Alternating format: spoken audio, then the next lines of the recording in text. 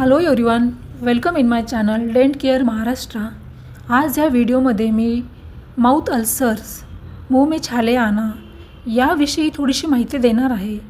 तर mouth ulcers काय येतात, त्यावर ट्रीटमेंट काय, कशी काळजी घ्यायला हवी, जर आले तर ती किती दिवस राहतात याबद्दल डिटेल माहिती देणार आहे। म्हणून हा व्हिडिओ अगदी शेवटपर्यंत बघा।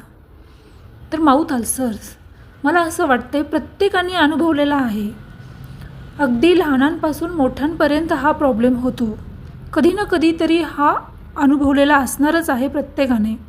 तर हा का होतो, तर यामागे होण्याचे बरेच कारणं आहेत। त्यातलं एक म्हणजे विटॅमिन डिफिशियन्सी, यामुळे ही माउथ अल्सर्स येतो। दुसरी गोष्ट म्हणजे स्ट्रेस, जर स्ट्रेस खूप असेल तर यामुळे ही माउथ अल्सर्स येतो। तिसरी गोष्ट म्हणजे अगदी सोपं म्हणजे डेलीचं कारण आहे, जर तुम्ही पाणी कमी पित असाल यामुळे तोंडामध्ये ड्रायनेस येतो, यामुळे ही माउथ अल्सर्स येतात। तिसरी गोष्ट, जर तुमचा एखादा दात किडलेला असेल आणि त्याचा अर्धा तुकडा जेवण करताच जर गेला असेल तर राहिलेला जो हाफ पोर्शन आहे तो थोडासा टोकदार झाला तर तो टोचून पण माउथ अल्सर होतो।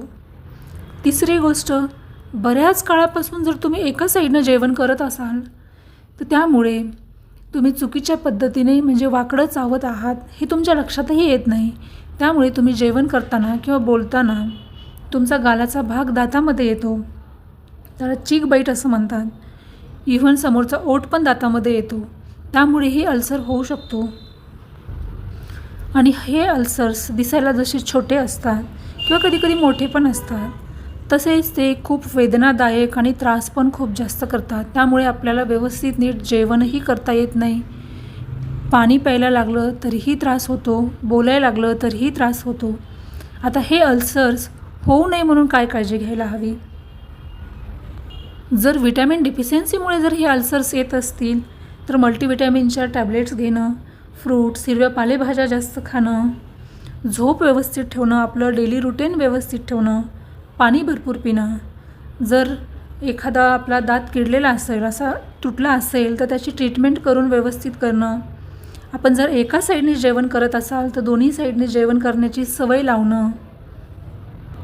साधारणतः हा अल्सर जर तोंडामध्ये आला तर कमीत कमी 8 दिवस तरी घेतो तो हिलिंगसाठी, आणि आपली स्वतःची बॉडीच त्याला हील करते।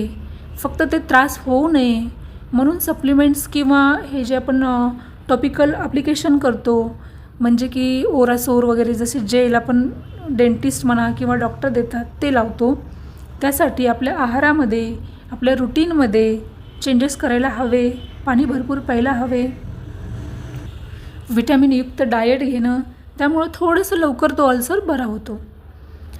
कधी तर हे अल्सर लवकर बरे होत नाहीत, म्हणजे 8 दिवसानंतरही जर तुम्हाला हे अल्सर तोंडामध्ये तसेच राहिले किंवा त्याची साईज वाढत गेली तर अशा वेळेस अंगावर न काढता लवकर डेंटिस्टला दाखवणं किंवा त्याच्या काही बायोप्सी वगैरे टेस्ट असतात त्या टेस्ट करून घेऊन पुढचं काही निदान करणंही गरजेचं असतं।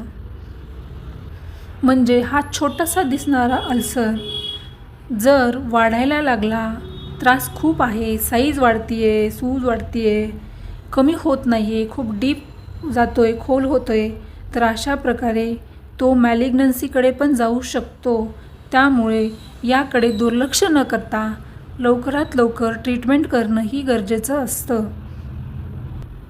जर तुम्हाला असेच तोंडातील किंवा दाताशी रिलेटेड काही आजारांबद्दल माहिती पाहिजे असेल तर नक्की मला कमेंट करा, मी त्याबद्दल माहिती देण्याचा प्रयत्न करेन। थँक्यू।